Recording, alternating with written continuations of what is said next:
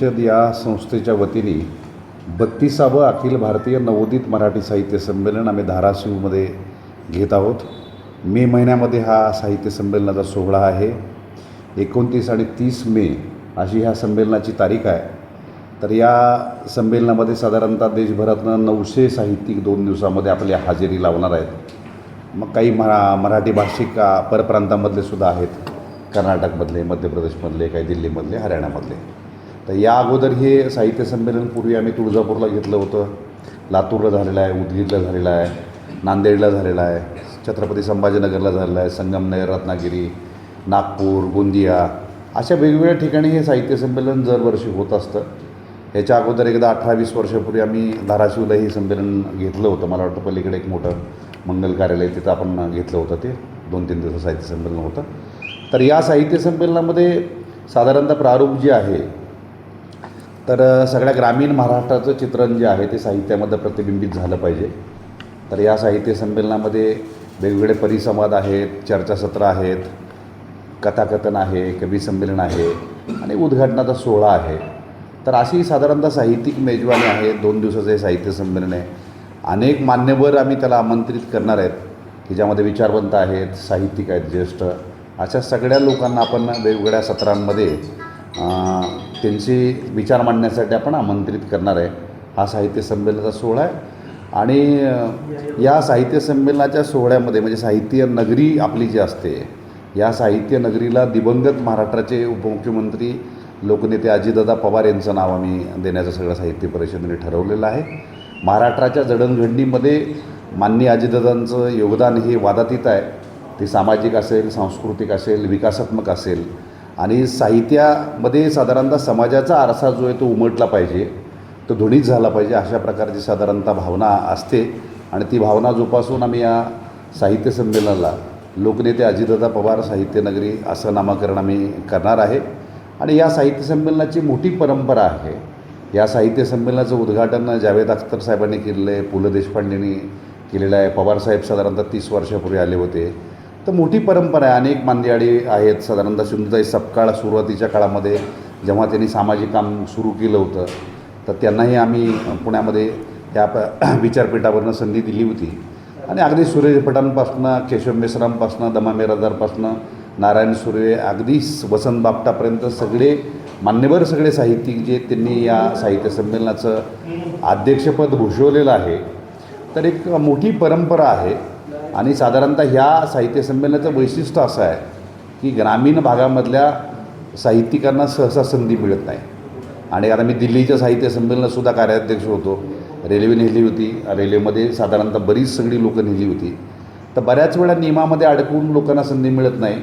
माझ्याकडे जेव्हा ती संधी होती तेव्हा मी जवळपास 450-500 लोकांना मोफत नेलं म्हणजे साधारणतः मला अशी भावना वाटली की काही लोकांकडे पैसे नसतात पण त्यांना संधी मिळत नाही, अशा लोकांना संधी देता आली पाहिजे। तर या साहित्य संमेलनाचं वैशिष्ट्य असं आहे की आपण कुणाचा बोलीघाट, लहेजा वगैरे ह्या भानगडीत पडत नाही। सहसा प्रमाण भाषेचं साधारणतः फार पेव आहे महाराष्ट्रामध्ये की ह्याच भाषेत बोललं पाहिजे, त्याच भाषेत बोललं पाहिजे। आम्ही याच्या सगळ्या विरुद्ध आहे। ज्या भाषेमध्ये आपल्याला सहजतेने बोलता येतं, आपलं म्हणणं मांडता येतं, तर तीच भाषा जी आहे ती महत्त्वाची असते। आणि महाराष्ट्रातल्या बोलीभाषा ज्या आहेत, साधारणतः 55 बोलीभाषा महाराष्ट्रामध्ये बोलल्या जातात। त्या बोलीभाषेचं अस्तित्व जोपर्यंत टिकून येत तोपर्यंतच आपली संस्कृती जी आहे ती बळकट आहे, या मताचा मी आहे। स्वतःचं एक अस्तित्व असतं त्या भाषेचं, ते जपलं पाहिजे। आणि जगात कुठलीही भाषा प्रमाण नाही, सगळ्याच भाषा प्रमाण आहेत। पण काही आपण बघतो की कथाकथित पंडितांनी या सगळ्या चौकटीमध्ये अडकवून ग्रामीण भागातल्या उपेक्षित, वंचित लोकांची आक्रंदनं साहित्यातनं मांडण्याची भूमिका ज्यांच्या मनामध्ये आहे त्यांना कुठंतरी कुंपण घालण्याचा प्रयत्न केलेला आहे। आणि त्याला छेद देत मला असं वाटतं की ही सगळी गोडवा जो आहे, मराठवाड्यातसुद्धा एक वेगळी भाषा आहे, धाराशिवची वेगळी भाषा आहे, प्रत्येक भाषेचं स्वतःचं एक अस्तित्व आहे, ते टिकलं पाहिजे। आम्ही इथं येणाऱ्या प्रत्येक साहित्यिकांना या साहित्य संमेलनामध्ये आम्ही संधी देतो। त्याची जात, धर्म, पंथ तो आमचा आहे, जवळचा आहे, लांबचा, असं काही बघत नाही। आणि मला वाटतं आम्ही एक आयोजक या नात्याने सगळ्यांना संधी देणं हे आमचं काम आहे। शेवटी त्याची कारणमीमांसा जी आहे, चांगलं आहे वाईट आहे, ही लोक रसिक ठरवत असतात आणि तो रसिकांना अधिकार आहे। आम्ही आयोजक म्हणून लोकांना संधी देणं आणि साधारणतः समाजामधल्या वेगवेगळ्या घटनांचा उहापोह जो आहे या साहित्य संमेलनामध्ये होणं अपेक्षित असतं मग ते शेतकरी असतील, सामाजिक जडणघडणीची वीण आता उसवती की काय अशा प्रकारे तेढ जे आहे ते प्रचंड प्रमाणामध्ये वाढतं आहे आणि त्यामध्ये होणारं राजकारण जे आहे ते महाराष्ट्राला आपण बघतो लांछनास्पद आहे. अशा बऱ्याच सगळ्या घटना ज्या आहेत तर त्याचा उहापोह ह्या साहित्य संमेलनामध्ये करता येईल का, प्रत्येकाला आपलं साहित्य संमेलन वाटावं असे काही विषय आपल्याला या साहित्य संमेलनामध्ये देता येतील का. आता ही खरं तर प्राथमिक आजची पत्रकार परिषद जी आहे ती तारीख आणि साहित्य संमेलनाच्या साहित्य नगरीबद्दल आहे. याच्यामध्ये आम्ही बऱ्याच वेगवेगळ्या बैठका घेतो की त्या बैठकामध्ये सामाजिक संघटना असतील, पत्रकार असतील, विचारवंत यांच्याशी विचार विनिमय करून मग कुठले विषय घ्यावे, कोणाला बोलावं वगैरे वगैरे या सगळ्या गोष्टींचा आम्ही प्रामाणिकपणे प्रयत्न करत असतो. आणि मला खात्री आहे की पूर्वीसुद्धा आम्ही 18-19 वर्षापूर्वी धाराशिवला संमेलन घेतलं होतं. अतिशय चांगला प्रतिसाद साहित्य संमेलनाला मिळाला होता. तुळजापूरला आम्ही साहित्य संमेलन घेतलं होतं तेव्हासुद्धा प्रतिसाद अतिशय चांगला मिळाला होता. आणि या होणाऱ्या साहित्य संमेलनाला 32व्या अखिल भारतीय नवोदित मराठी साहित्य संमेलनाला मला वाटतं धाराशिव नगरीमधले सगळे सुज्ञ रसिक जे आहेत ते फार चांगला प्रतिसाद देतील आणि आम्हाला सहकार्य करतील हे साहित्य संमेलन यशस्वी करण्यासाठी. हे साहित्य संमेलन जे आहे तुमचं आमचं सगळ्यांचंच आहे. तर अशा प्रकारचा हा प्रामाणिक प्रयत्न आहे आणि वेगवेगळ्या गोष्टी काय करता येतात का अशा प्रकारचा प्रयत्न आम्ही करतो आहे. आणि साधारणतः आता फक्त तारीख आणि साहित्यनगरीचं नाव या 2 गोष्टी केलेल्या आहेत. आणि जसं जसं पुढं काही दिवस जातील, बैठका होतील, प्रोग्रेस होईल, त्यानंतर मग पुन्हा सगळ्या गोष्टी आपल्याला अवगत केल्या जातील.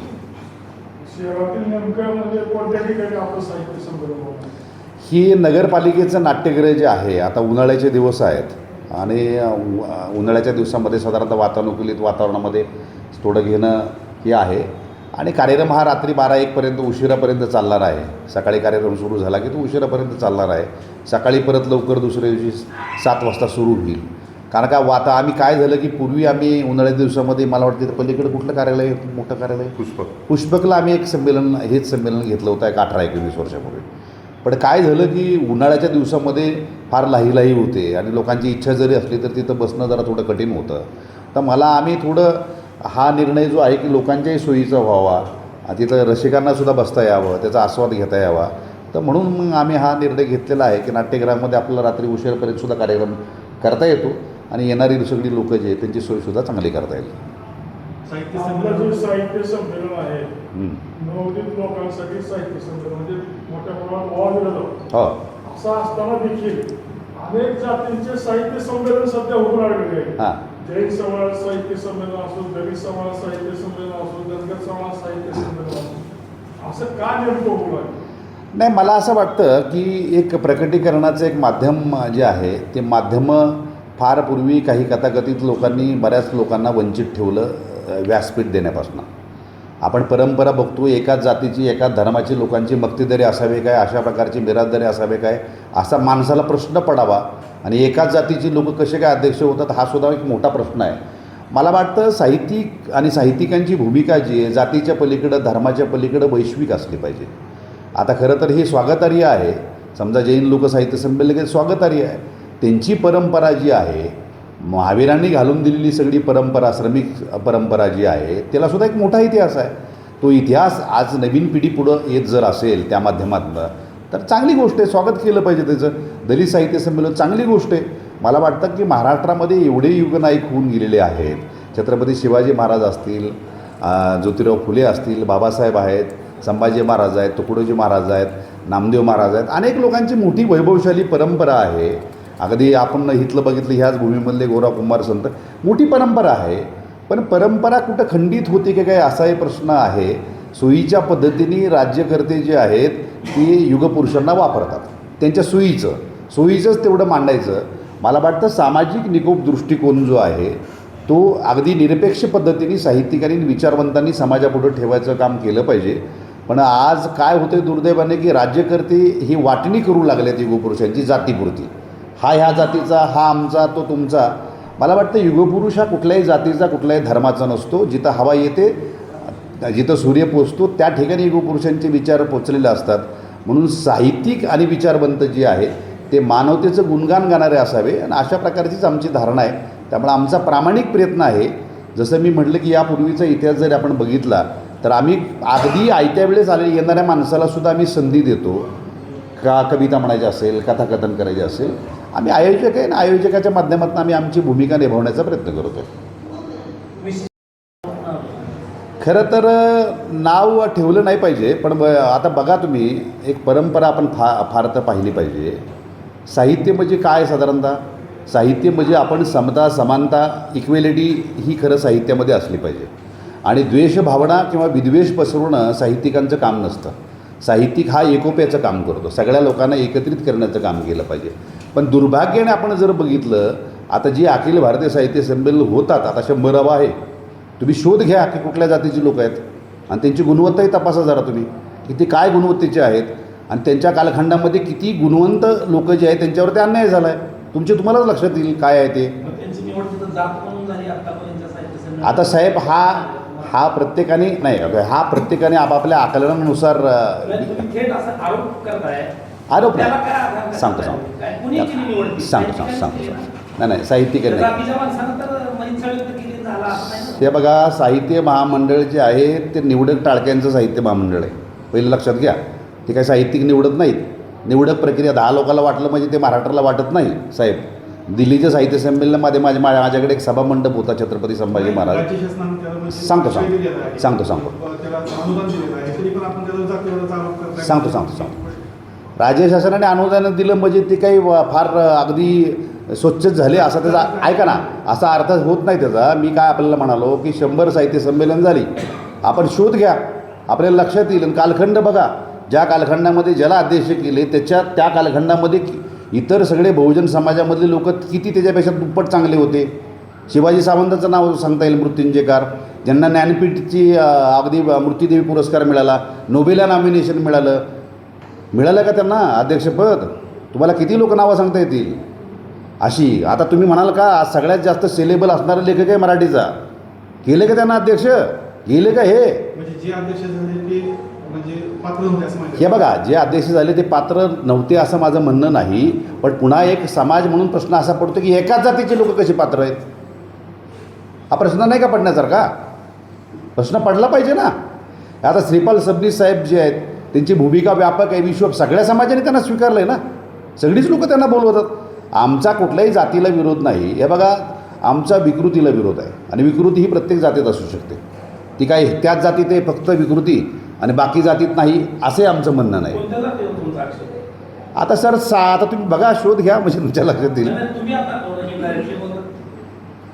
हे बघा, मला असं वाटतं की जी लोक विषमतेचं गुणगान गातात, जी लोक अमानवतेचं गुणगान गातात, जी लोक आपलाच कित्ता गिरवायचा प्रयत्न करतात, ते स्वतःच आपल्याकडे प्रभुत्व असण्याचा प्रयत्न करतात, ती लोकं जी आहेत ती मंबाजीचं गुणगान गाणारी आहेत. अशा प्रकारची सगळी लोकं जी आहेत सगळ्याच कालखंडामध्ये अन्याय झालं आहे. तुकोबारायांच्या कालखंडामध्ये आपण बघितलं, तुकोबारायांची गाथा बुडवण्यापर्यंत मजाल गेली, ते त्यांचीच पिलावळ आहे सगळी. पुढं चालू आहे, प्रमाण कमी अधिक आहे, ते प्रमाण कमी अधिक असू शकतं. आणि मला असं वाटतं की त्यांनी पुनर्विचार केला पाहिजे. आता आम्ही साहित्य संमेलन घेतो साहेब, आम्ही कुणाचा आडनाव बघून कोण संधी देत नाही कुणाला. आमचं काम आहे आयोजक म्हणून त्याचे विचार आमच्या सुसंगत असतील किंवा आमच्या विरुद्ध असतील तरी आम्ही संधी देतो, कारण का आमचं संधी देणं काम आहे. त्याचे विचार जे आहेत ते आम्हाला मान्य आहे की अमान्य हे लोकांनी ठरवायचं आहे. आम्हाला असं म्हणायचं की जर तुम्ही एखादी भूमिका संमेलनाच्या माध्यमातून घेता तर ती भूमिका ही सगळ्या प्रवर्गाला एकत्रित घेऊन तुम्ही पुढं गेलं पाहिजे. तसं होताना दिसत नाही. ते खरं तर दुर्दैवाने होतं हे महाराष्ट्रात, ही फार दुर्भाग्य आहे महाराष्ट्राचं.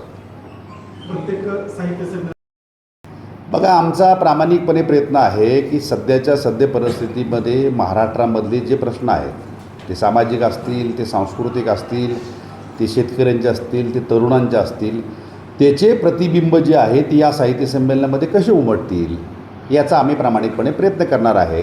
आणि आम्हाला काय शेवटी कसं आहे, आवाज होण्याचा प्रयत्न करतो आम्ही संमेलनाच्या माध्यमातून. लोकांचा आवाज होण्याचा प्रयत्न जो आहे तो साहित्यिकांनी केला पाहिजे. आम्ही लोकांची भाषा बोलतो, लोकांसाठी आम्ही ही बोलतो आणि लोकांसाठी या साहित्य संमेलनाचं आयोजन आहे. तर आमचा प्रयत्न आहे आत्ता सद्य परिस्थितीमध्ये महाराष्ट्रामधले सगळे जे प्रश्न आहेत त्या प्रश्नाला या संमेलनाच्या माध्यमातून आपला वाचा फोडवता येईल का, ते प्रश्न ह्या विचारपीठावरनं मांडता येतील का, अशा प्रकारचा आम्ही प्रयत्न करणार आहे.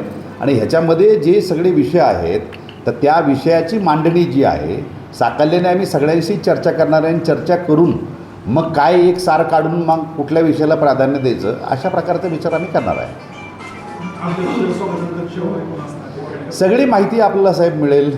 आता आजची तारीख जी आहे की आजच्या तारखेमध्ये 29 आणि 30 मेला हे 32वा अखिल भारतीय नवोदित मराठी साहित्य संमेलन होतं आहे. या साहित्य नगरीला जी आहे ती दिवंगत लोकनेते अजितदादा पवार यांचं नाव देण्यात आलेलं आहे. आणि या साहित्य संमेलनामध्ये 2 दिवसाचं प्रारूप तुम्हाला मी जे सांगितलं की उद्घाटन समारंभ आहे, परिसंवाद आहे, चर्चासत्र आहे, कथाकथन आहे, कवी संमेलन आहे, अशा प्रकट मुलाखती आहेत, असा भरगच असा कार्यक्रम आहे.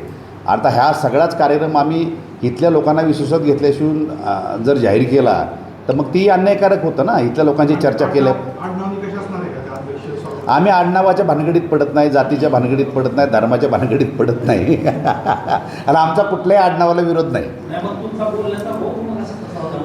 सांगतो, माझा बोलण्याचा ओघ असा बिलकुल नाही. मी हे बघा सर, हे बघा, हे दुर्भाग्याने आहे. तुम्ही परंपरा बघा, तुम्हाला सर्च करा, तुम्ही शोध घ्या. मी जे म्हणतो हे म्हणणं माझं चुकीचं असेल तर मला माझ्याशी परत बोला. आणि बघ, शासनाचं कुठलंही अनुदान आपण घेत नाही. मला वाटतं साहित्य संमेलन हे लोकवर्गणीतनं उभे राहिले पाहिजे. साहित्यिक स्वतःच्या पायावर उभा नाही आणि तो समाजाला सांगतो की तुम्ही उभे राहा स्वतःच्या पायावरती. तुम्हाला लोकमान्यता कधी मिळेल, लोक कधी तुम्हाला मदत करतील, तुमची भूमिका चांगली असेल तर, तुमची भूमिका सर्वसमावेश असेल तर. आम्ही ही लोकवर्गणीतनं साहित्य संमेलन आयोजित करतो आणि लोकांसाठी करतो. आम्ही शासनाचा बोजा होऊ इच्छित नाही की आम्हाला पैसे द्या, आम्हाला मदत करा. आणि आम्ही सांगतो, आता आमची भूमिका संस्थेची अतिशय व्यापक आहे. आम्ही दरवर्षी 20 संमेलनं घेतो साहेब, सगळे लोकवर्गणीतनं घेतो. एक राज्याच्या बाहेर आम्ही संमेलन घेतो, अखिल भारतीय बेळगाव मराठी, हे 7वं आहे बरं का. संभाजी महाराजांच्या नावाने संमेलन घेतो आम्ही, बाबासाहेबांच्या नावाने संमेलन घेतो, सावित्रीबाई फुलेंच्या नावाने संमेलन घेतो, गाडगे महाराजांच्या नावाने साहित्य संमेलन घेतो आम्ही, जिजाऊ मातेंच्या नावाने साहित्य संमेलन आम्ही घेतो. ग्रामीण साहित्य संमेलनाची 4 संमेलनांची आमची मालिका आहे. एक अहिल्यानगरमध्ये होतं, एक उत्तर महाराष्ट्रामध्ये होतं, एक पश्चिम महाराष्ट्रामध्ये होतं आणि पालघर कोकण पट्ट्यामध्ये होतं. आमची साहित्य संमेलनाची भूमिका जी आहे ही भूमिका व्यापक आहे.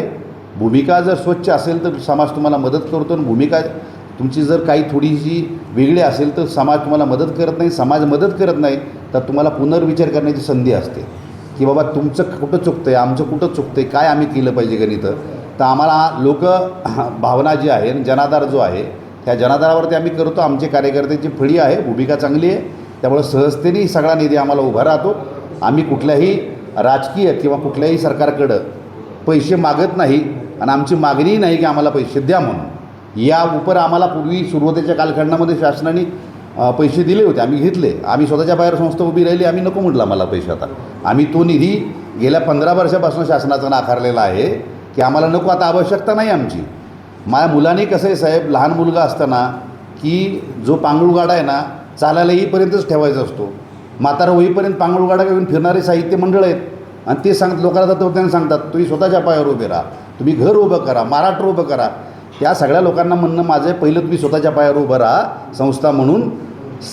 शासनाचे जे सगळे पैसे आहेत ते सामाजिक कामावर असतात, विधायक कामासाठी असतात, आपत्कालीन गोष्टीसाठी असतात, आरोग्यासाठी असतात. आणि मला वाटतं सक्षमतेने समाज हा सुज्ञ आहे. महाराष्ट्र चांगल्या काम करणाऱ्या लोकांना लोक मदत करतात. ही साधारणतः महाराष्ट्रातलं चित्र आहे.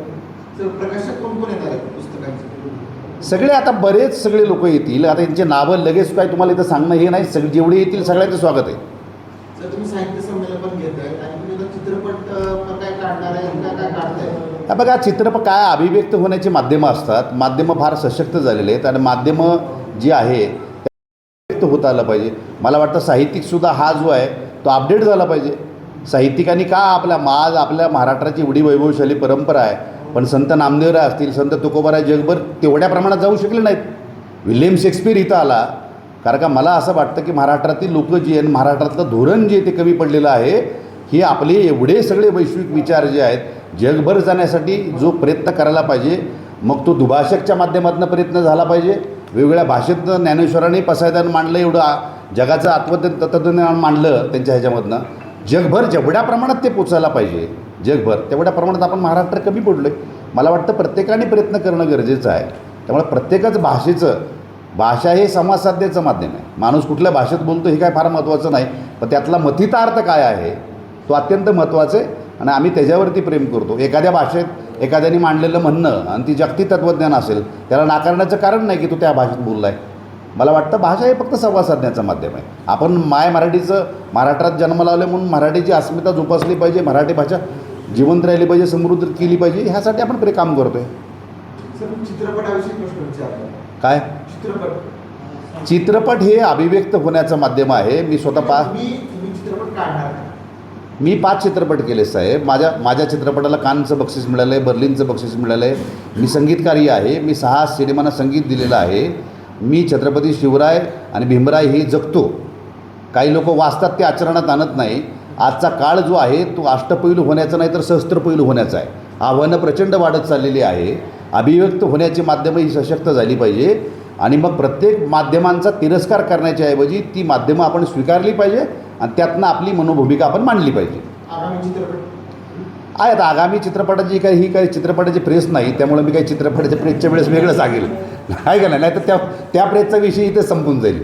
नाही म्हणजे पुस्तकं किंवा साहित्य जे आहे ते आपल्या अभिव्यक्ती करण्यासाठी ते म्हणजे मर्यादा आहेत का कमी पडाले का ते असा त्याचा अर्थ आहे त्या प्रश्नाचा. कुठल्या चित्रपटाकडे वळला हे बघा, महत्त्वाची गोष्ट म्हणजे अशी आहे, तुम्ही प्रत्येक ह्याचे एक जो रसिक आहे तो वेगळा आहे. वाचनाचा रसिक वेगळा आहे. आज ऐकणार ऑडिओ बुक आहे जगभर, म्हणून काय तुम्ही नाकारणार का ऑडिओ बुक? व्हिडिओ बुक आज आले, ते फॉर्मॅट आले जगभर, त्या तुलनेत आपण मागे. चित्रपट बघणारी लोक सहजतेने चित्रपट तेवढ्या पद्धतीत बघतात आणि जास्त पद्धतीत लोक बघतात, तेवढ्या पद्धतीत पुस्तकं वाचतात का लोक तर वाचत नाहीत. कुठल्याही माध्यमांचा तिरस्कार करण्याच्या ऐवजी सकारात्मक दृष्टिकोनातनं आपलं म्हणणं आपण त्यात मांडलं पाहिजे आणि ते ध्वनित झालं पाहिजे. बरं ती अलाईव्ह आहे. चित्रपट एखादा काढला, एखादी कथा असला, अलाईव्ह आहे ना, माणूस जिवंत आहे तोपर्यंत दिसतो तो. उद्या शरद गोरे कसा दिसतो एखाद्याने चित्रित केलं एखाद्या वाहिनीने तर म्हणून कळतं ना लोकांना की हा असा बोलत होता तसा बोलत होता. तर त्यामुळं मला वाटतं चित्रपट माध्यमांकडे गेलं म्हणून साहित्याकडे दुर्लक्ष झालं असं नाही. मी छत्रपती संभाजी महाराजांचा बुधभूषण हा अनुवादित केलेला आहे संस्कृतमधनं मराठीत. 3 त्याचे एडिशन झालेले आहेत. तर त्यामुळं मला असं वाटतं की मी आचरणातसुद्धा आणले आहेत युगपुरुष. आपण फक्त ते वाचनापुरते न ठेवता आचरणातसुद्धा आणले पाहिजेत. धन्यवाद सगळ्यांचे. धन्यवाद.